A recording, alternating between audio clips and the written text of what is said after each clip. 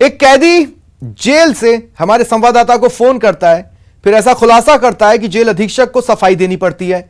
आज हम आपको दिखाएंगे जोधपुर जेल की कहानी, एक कैदी की जुबानी, जिसके बाद जोधपुर जेल के जिम्मेदारों पर सवाल उठ रहे हैं। जेल का खूनी खेल, जेल में कैदी पर कहर, बेरहमी का वीडियो वायरल, कैदी का संगीन आरोप, जेल अधीक्षक की सफाई। इन्होंने सबसे पहले हमारे सिपाही और जेलर के ऊपर मारपीट की जी। कैदी ने जंग की कहानी सुनाई। और जेलर वगैरह है वो मारपीट में फर्जी मुकदमा लगाने की धमकी दे रहे हैं। फोन पर फसाद की कहानी। मारपीट तो ये, लेकिन मेरे साथ में जो थे उनके कईयों के भोजनों के टांगे तोड़ दी, 3 तरह से चला नहीं जा रहा है। जेल में कैदी की मौत कैसे हुई?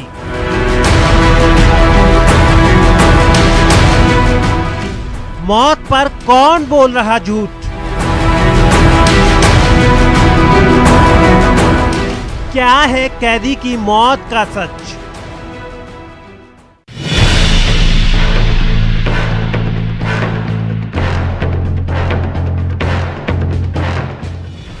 जोधपुर जेल में एक कैदी की मौत का आज पूरा सच हम आपको दिखाएंगे। जेल में जंग और मौत पर एक कैदी के संगीन आरोप दिखाएंगे। कैदियों पर बैरक में बरपे कहर को भी दिखाएंगे। जेल में जंग और मौत के आरोपों पर जेल के जिम्मेदारों की सफाई भी आपको दिखाएंगे। लेकिन सबसे पहले बताते हैं उन आरोपों के बारे में जो जेल में रहते हुए एक कैदी ने न्यूज 18 को बताए।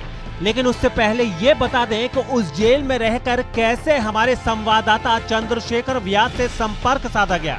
जेल का स्याह सच सामने आ सके, इसलिए न्यूज 18 संवाददाता चंद्रशेखर व्यास की फेसबुक से उनका फोन नंबर निकाला गया और फिर जेल के अंदर से संवाददाता को फोन लगाया गया। आप समझ सकते हैं कि जेल में कैसे फोन का खेल होता है।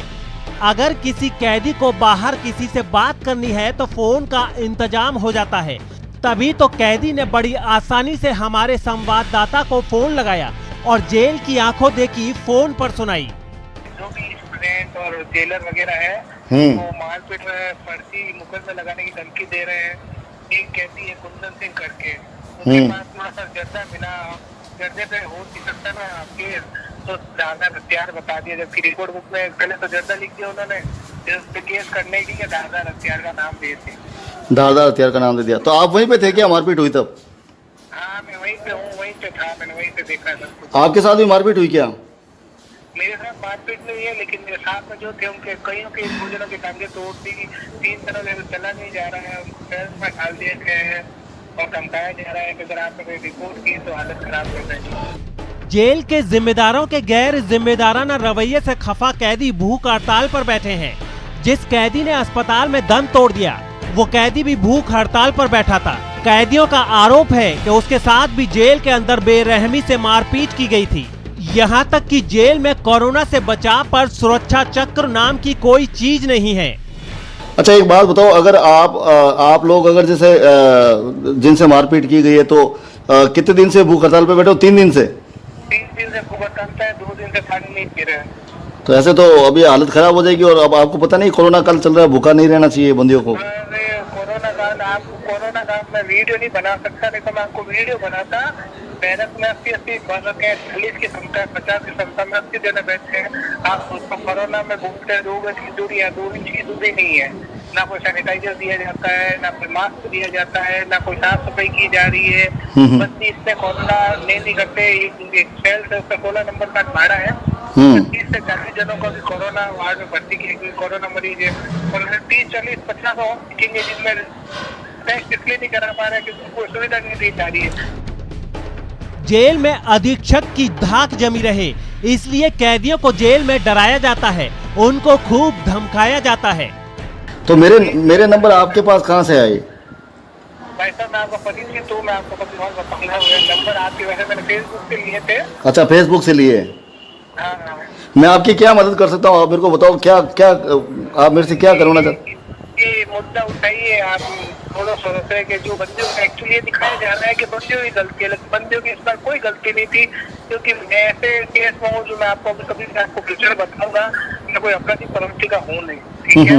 मैं भी कोई केस में आ गया तो इन लोगों को मैंने देखा है, समझा है कि कोई गलती नहीं थी, बस खुद का सामने स्थापित करने के लिए जेलर है, क्योंकि जारोटिया करके वो डिप्टी जेलर है वो है, और बाकी अभी नया जेलर है उसके तो कोई रोल उसमें ज्यादा है नहीं, सुप्रेंट है। हाँ। उसका रोल है, वो ये चाहता है कि जेलर बंदे डर के रहे, धमक के रहे। अच्छा। तो हालत खराब कर रहा है। उससे उसको क्या फायदा होगा डर के रहेंगे तो? उनको ये फायदा होगा कि इनको तरह से न्यूज से पैदा नहीं होगा। देखो कहती है न्यूज में थोड़ा बहुत फोकस के बिना जेल चलती नहीं, थोड़ा बहुत तो होगा ही होगा। जब हमारे रिपोर्टर ने कैदी से पूछा कि क्या वो जेल का सच टीवी पर सामने ला सकता है, तो वो आराम से तैयार हो गया। सुनिए क्या कहा उस कैदी ने। मोबाइल पहले खूब थे यहाँ पे, मैं मानता हूँ, ठीक है, आप सारे मोबाइल। अच्छा, आपका ये मोबाइल नंबर जो है ना, ये हर समय शुरू रहता है, चालू रहता है या नहीं रहता है? अगर मान लो आपको सीधा टीवी पे लेवे तो आप आ सकते हो? आप कितने बजे हैं? वो मैं पूछ के आपको बता दूंगा वापस। आप मेरे को अभी पूछ के बता दिए तो आपको टाइमिंग बता दूंगा। एक बार आप मेरे को टाइमिंग बता दीजिए, अभी तो मेरा फोन चालू है 1 घंटे तक। ठीक है, अगर मेरे को टाइमिंग दोगे तो मैं उस हिसाब से बता सकता हूँ आपको। चलो ठीक है, मैं अभी बात करता हूँ, मेरे सर से बात करता हूँ, मेरे भट्ट साहब है हमारे राजस्थान के हेड, उनसे बात करता हूँ मैं। ठीक है, धन्यवाद। Okay, thank you. कैदियों का संगीन आरोप और सोशल मीडिया पर वायरल ये तस्वीरें और वीडियो सामने आने के बाद सवाल उठ रहे हैं कि जोधपुर जेल में सब कुछ ठीक नहीं है, तो क्या जेल में कैदियों से सच में मारपीट की जाती है? हमने इस मामले में जेल के बड़े जिम्मेदारों से भी बात की, उनका पक्ष भी जाना, ताकि झूठ और सच सामने आ सके। अगली रिपोर्ट में हम आपको दिखाएंगे कैदी के संगीन आरोप पर जेल के जिम्मेदार क्या बोले। जोधपुर से न्यूज 18 के लिए चंद्रशेखर व्यास की रिपोर्ट। और न्यूज 18 की खबर का दमदार असर हुआ। मानवाधिकार आयोग ने प्रसंज्ञान लिया है। जोधपुर जेल में कैदियों से मारपीट की खबर का असर हुआ है। आयोग ने गृह सचिव, डीजी जेल से रिपोर्ट मांगी है। आयोग ने जोधपुर कमिश्नर से भी रिपोर्ट मांगी है। और जो हमारे सहयोगी, हमारे संवाददाता चंद्रशेखर व्यास, उनके नाम का भी जिक्र इस आदेश में दिख रहा है।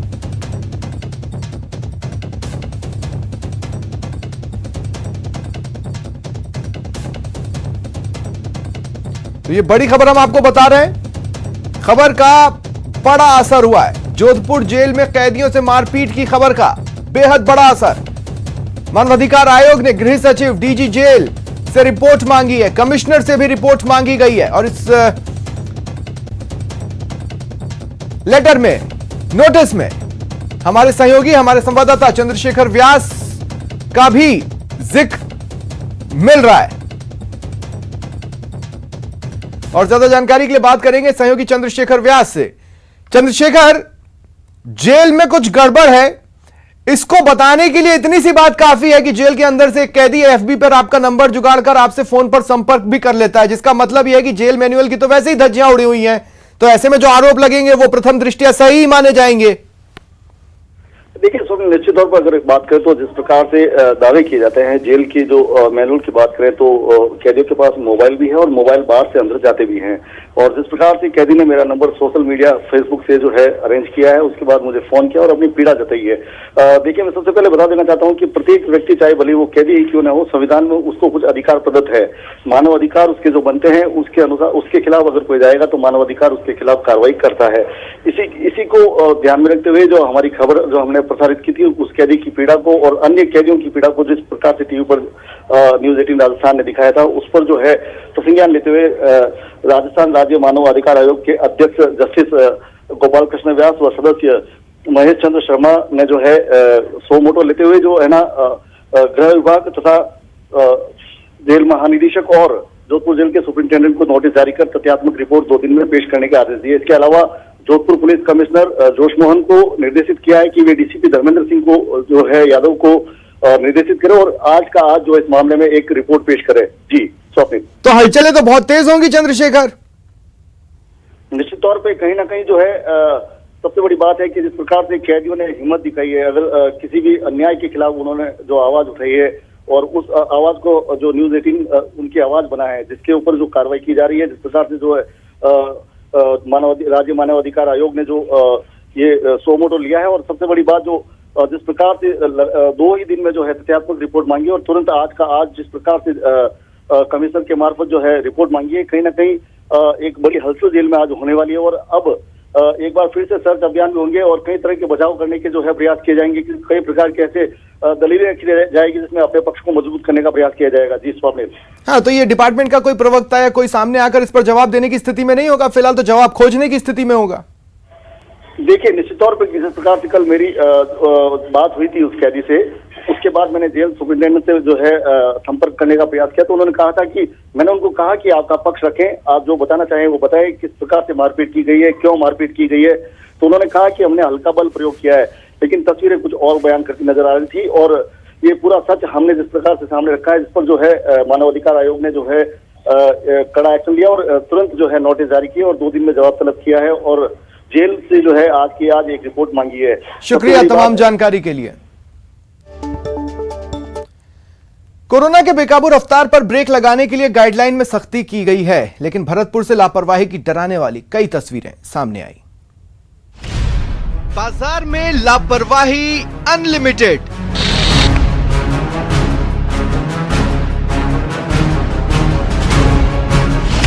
शटर लॉक, धंधा अनलॉक। कोरोना बेलगाम, लोग बेपरवाह। बाज आओ, वायरस ना फैलाओ।